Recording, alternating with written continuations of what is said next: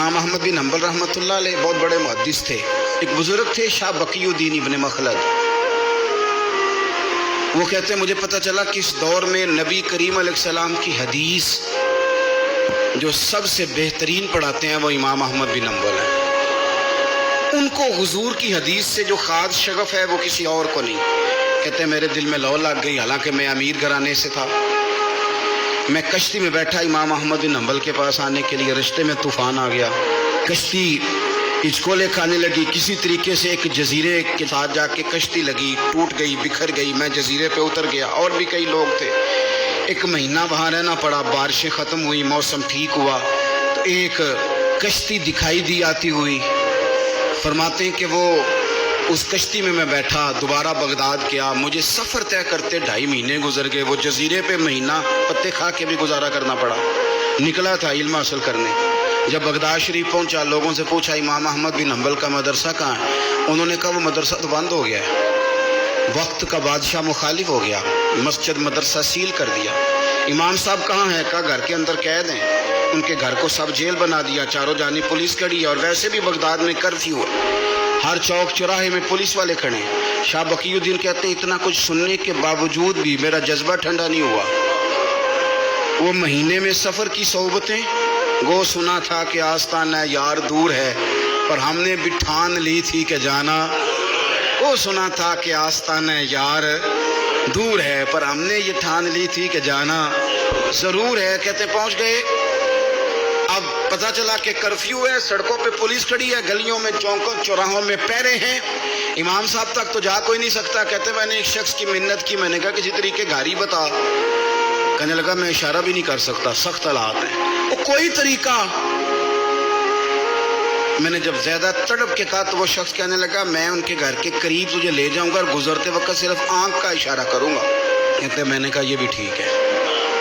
ان کے گھر کے تیری تلاش میں پھرے نا ہم جنگل پہاڑ اور دشت میں. ان کے دروازے کے قریب اس نے اشارہ کیا. شاہ بقی الدین کہتے ہیں کہ میں گھر دے کے آ گیا واپس.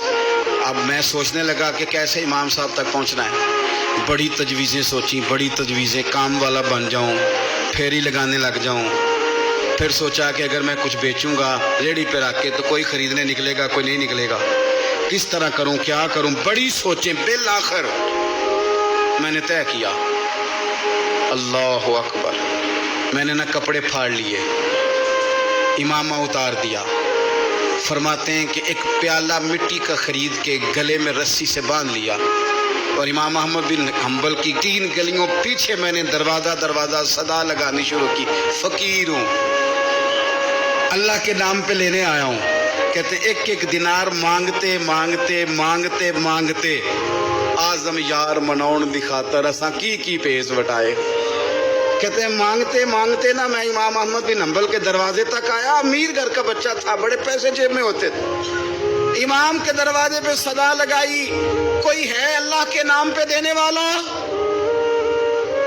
کہتے ہیں نور بھرا دروازہ کھلا. ایک گورے مکھڑے والا، سفید داڑھی والا، سونے امامے والا، چمکدار آنکھیں، نورانی شباہت. کہتے امام احمد بن حنبل باہر آئے، اور جیسے 1 دینار میرے پیالے میں ڈالنے لگے تو میں نے ہاتھ چوم کے کہا سونیا تیرے قربان جاؤں، میں دینار لینے نہیں آیا، محمد عربی کی حدیثیں سننے آیا ہوں. کہتے امام کی بھی آنکھیں کھل گئیں. کہنے لگے اس حال میں آزم یار منون دی خاطر اساں کی پیس بٹائے.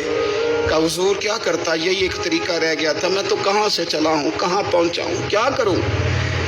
امام صاحب فرمانے لگے پھر میں بھی بڑے دنوں سے پریشان تھا، کوئی سیکھنے والا نہیں مل رہا تھا، تم مل گیا. کہنے لگا حضور میں روز آ جاؤں فقیر بن کے، آپ جتنا چاہیں 2 4 5 منٹ میں مجھے حدیثیں سنا دیں، میں اگلے دن یاد کر آیا کروں.